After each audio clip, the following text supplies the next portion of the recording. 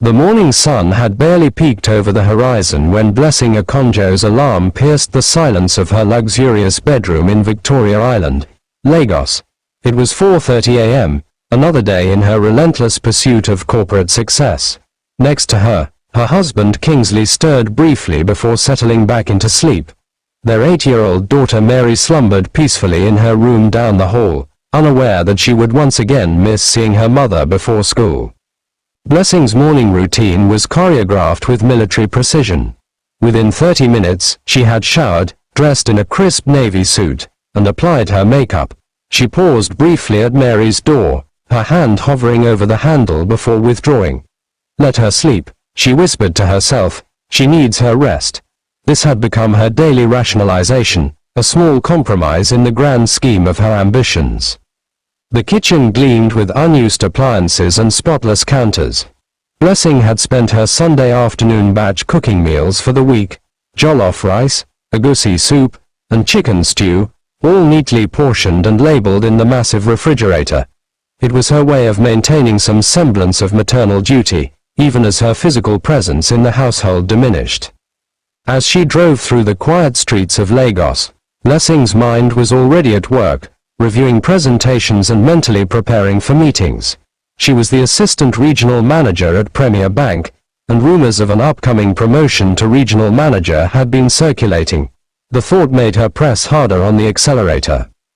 Back at home, Mr. Adebayo, their gateman, lived in a small but well-maintained quarters near the main gate. He had worked for the family for 3 years, his role expanding far beyond his original duties. As dawn broke, he began his own morning routine, which now included preparing Mary for school. Kingsley emerged from the house at 7 a.m. sharp, his briefcase laden with contracts and proposals. His import-export business was thriving, demanding long hours and constant attention. He spotted Mary in her school uniform, sitting at the dining table while Mr. Adebayo served her breakfast. "Good morning, Daddy," Mary said softly, her eyes downcast. Kingsley checked his watch. "Good morning, sweetheart. I'm running late for a meeting. Be good at school, okay?"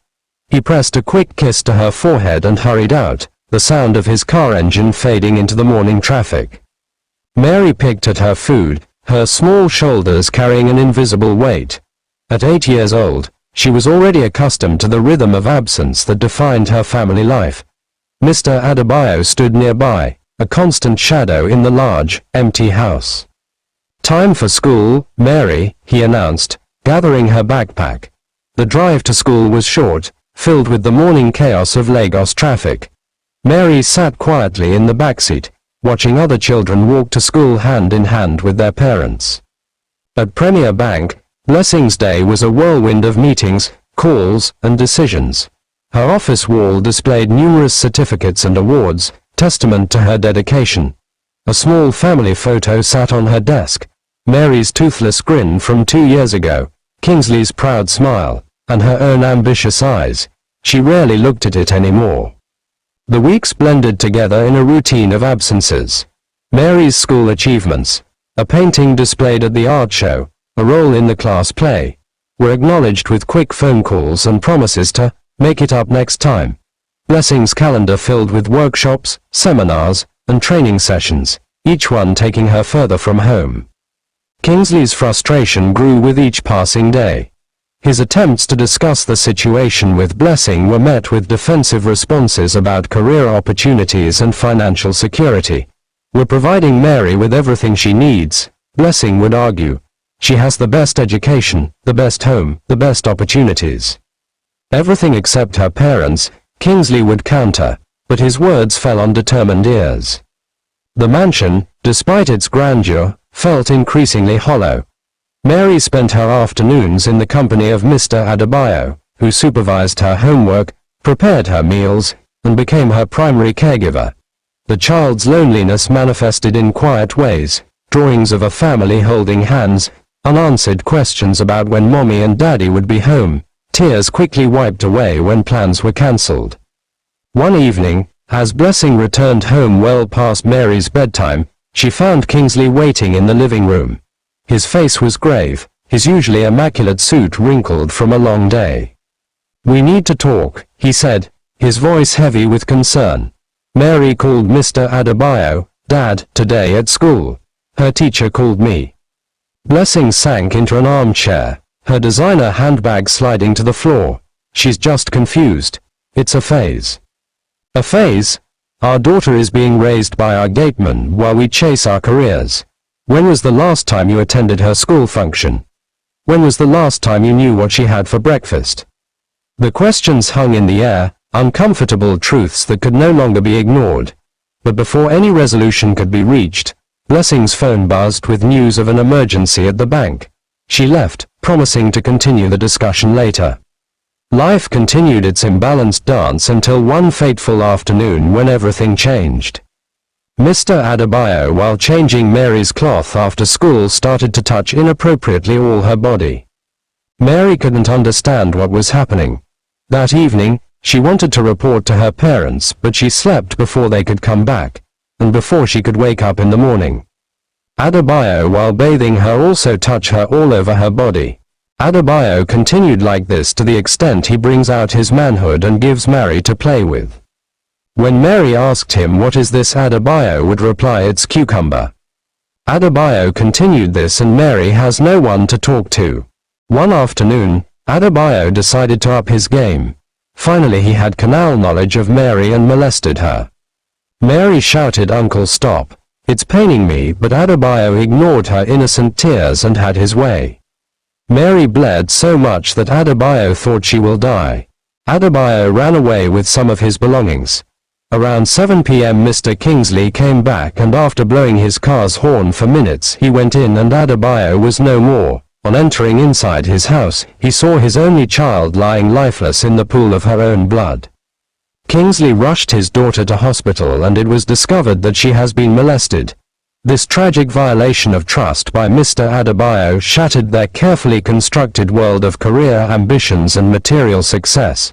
The consequences of their absence became devastatingly clear in the sterile hospital room where Mary lay recovering. In the aftermath, Blessing's coveted promotion seemed hollow. The certificates on her wall mocked her failure as a mother.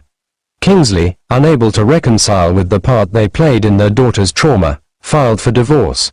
The massive house, once a symbol of their success, became a mausoleum of broken trust and shattered childhood. The legal system dealt with Mr. Adebayo, but the real judgment fell on Blessing. Her single-minded pursuit of career success had left her daughter vulnerable, her marriage in ruins, and her conscience heavy with guilt. The price of ambition, she learned too late, could be devastatingly high. Years later, Mary started to recover with the help of therapy and support, but the scars remained. Blessing, stripped of her family but still holding her career achievements, came to understand that success without balance was no success at all. The corner office she had sacrificed everything for offered little comfort in the lonely evenings. The story of the Akonjo family became a cautionary tale in their community, a reminder that career ambitions, while important, should never come at the cost of a child's safety and emotional well-being. The true measure of success, they learned, lay not in professional achievements or material wealth, but in the bonds of family and the daily acts of love and presence that build a child's world. Kingsley eventually remarried and created a more balanced life, ensuring Mary had the parental presence she needed.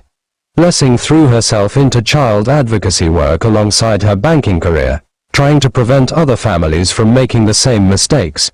Mary grew into a resilient young woman, though the path to healing was long and challenging. The bustling streets of Lagos continued their endless rhythm, and somewhere in the city, other parents faced the same choices. The delicate balance between ambition and family, career and care, success and presence. The Akonjo's story served as a powerful reminder that sometimes the highest price of success is not measured in naira, but in the irreplaceable moments of childhood lost to the pursuit of professional dreams. The lesson echoed through the years. No career achievement was worth the cost of a child's safety and happiness. The true tragedy lay not in the loss of a marriage or a family's reputation, but in the precious years of Mary's childhood that could never be reclaimed. As the sun set over Lagos each evening, the lights in office buildings illuminated the ambitions of countless professionals.